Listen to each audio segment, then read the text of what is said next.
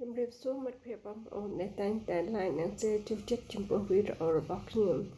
សូមជួយ follow page ខ្ញុំមួយផងដើម្បីទទួលបាននូវអត្ថបទលើកទឹកចិត្តថ្មីៗ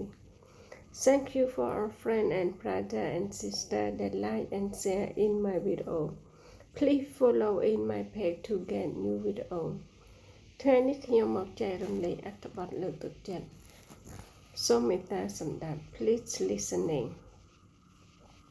ផ្លាស់ប្ដូរពីអ្នកដែលមិន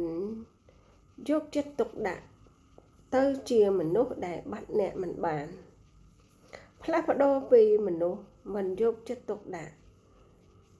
មកជាមនុស្សដែលបាត់អ្នកមិនបានវិធីមួយមិនចាំបាច់ធ្វើឲ្យគាត់ស្រឡាញ់ធ្វើឲ្យគាត់ស្និទ្ធស្នាលបើគាត់ស្និទ្ធស្នាលអ្នកបានអ្នកមិនចាំបាច់សួររកសេចក្តីស្នេហាទេគឺបរោះថ្វាយឲ្យអ្នកដោយខ្លួនឯងនេះគឺគន្លឹះសំខាន់ព្រោះការយកចិត្តទុកដាក់ឲ្យបរោះនៅជុំវិញអ្នកបើអ្នកចង់ឲ្យគាត់ស្រឡាញ់ប្រាថ្នាអ្នក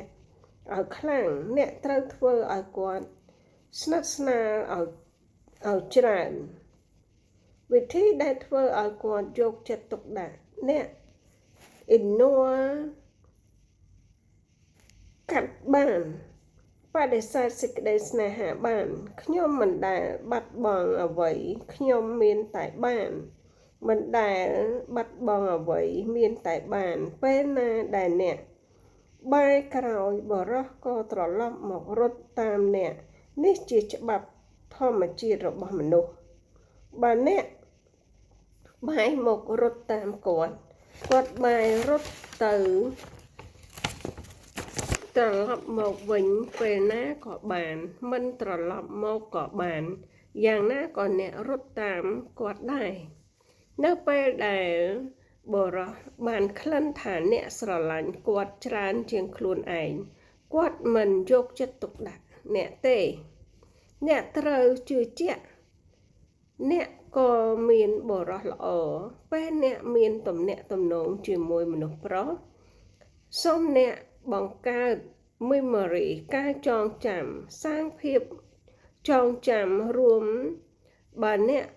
លក់របស់ទោះល្អប៉ុណ្ណា present ប៉ុណ្ណាគាត់មិនខ្វល់អ្វីដែលធ្វើឲ្យខ្វល់គឺការដែលអ្នកធ្វើឲ្យគាត់មានអារម្មណ៍ប៉ះដល់បេះដូងក៏មានអារម្មណ៍ដល់ខួរក្បាលកើតនៅសេចក្តីស្រឡាញ់មកបានធ្វើឲ្យមានអារម្មណ៍ទៅសេចក្តីស្រឡាញ់កើតមកបានអរគុណមិត្តភក្តិបងប្អូនជំរាបសួរមិត្តភក្តិបងប្អូនសូមជួយ Subscribe ក្នុង Channel YouTube ខ្ញុំផងដើម្បីជាការលើកទឹកចិត្តដល់ខ្ញុំក្នុងការផលិតវីដេអូជូនចំពោះមិត្តភក្តិបងប្អូន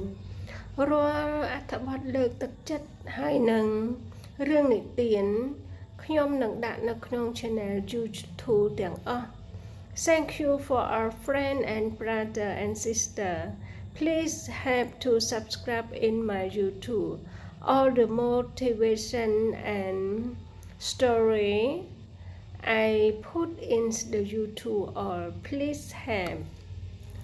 អរគុណមិត្តភក្តិបងប្អូន